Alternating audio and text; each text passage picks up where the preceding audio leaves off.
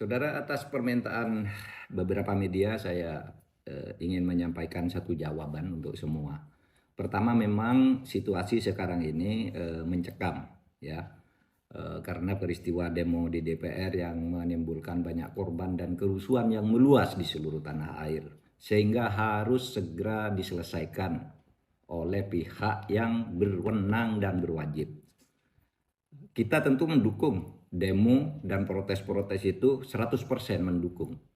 Jika ada ketidakpuasan atau anggapan kesalahan dari para pengelola pemerintahan dan lembaga-lembaga politik, kita setuju, perkeras saja protes. Kita mengerti itu. Tetapi yang terjadi sekarang mungkin sudah terlalu jauh. Satu, sudah menewaskan saudara Afan yang di DPR itu.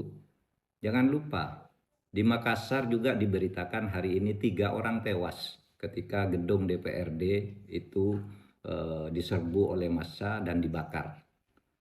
Nah, di Bandung polisi itu dikejar-kejar habis oleh massa, sampai lari berhamburan, ditangkap, ditendang gitu.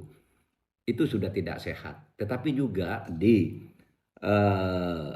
gerbang Pemuda Sentral di Jakarta ada video beredar sekelompok brimob menangkap seseorang yang sedang demo lalu dibawa ke flyover, dia sendirian dikeroyok, ditendang dan dipukul rame-rame.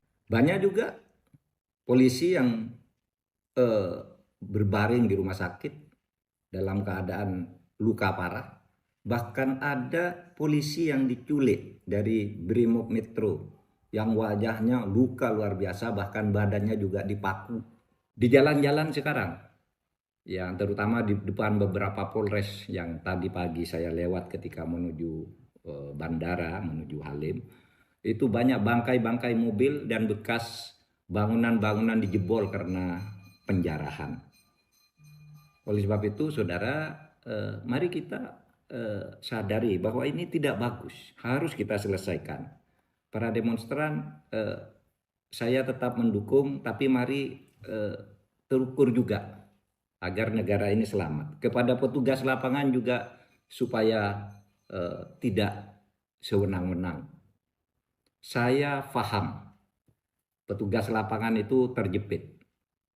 Di satu sisi dia harus bertugas mengamankan situasi, misalnya tidak boleh sampai pagar DPR itu jebol atau pintu-pintu tertentu di DPR jebol. Itu saya memahami, itu tugas aparat yang merupakan perintah dari atasan. Tapi juga dia di lapangan menghadapi massa yang sudah mulai sangat marah. Nah, oleh sebab itu ini yang harus bertanggung jawab adalah atasan dalam memberi komando itu supaya cermat dari waktu ke waktu gitu. Jangan sampai terjadi korban di kalangan aparat dan rakyat. Yang saya lihat sekarang ini terjadi bentrokan antara rakyat melawan aparat. Padahal aparat itu hanya menerima tugas, tidak ikut mengambil keputusan politik. Jadi korban. Polisi jadi korban. Rakyat jadi korban. Oleh sebab itu ini harus diselesaikan. Masalah utamanya apa? Ya. Masalah utama yang kita lihat itu adalah akumulasi kekecewaan memang. Ya, apa akumulasi kekecewaan itu? Kebijakan-kebijakan pemerintah yang banyak sekali menimbulkan protes di berbagai bidang. Ya, dan hampir setiap saat protes-protes itu muncul, tetapi penyelesaiannya tidak jelas. Hanya seperti ngasih permen lalu timbul lagi kebijakan-kebijakan yang menjadi persoalan baru bagi masyarakat. Kemudian banyak politisi yang arogan, tidak punya empati terhadap kehidupan masyarakat, sehingga menimbulkan reaksi yang kemudian memanas.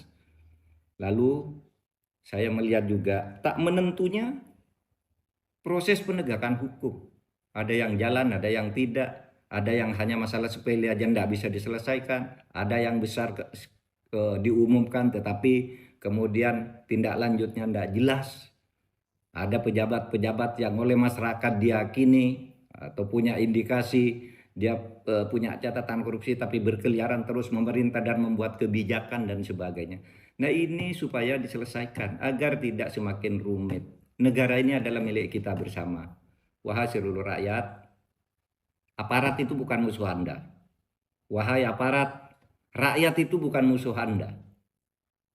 Anda harus menanggung akibat karena kebijakan-kebijakan dan para pejabat dan pemimpin yang korup sebenarnya.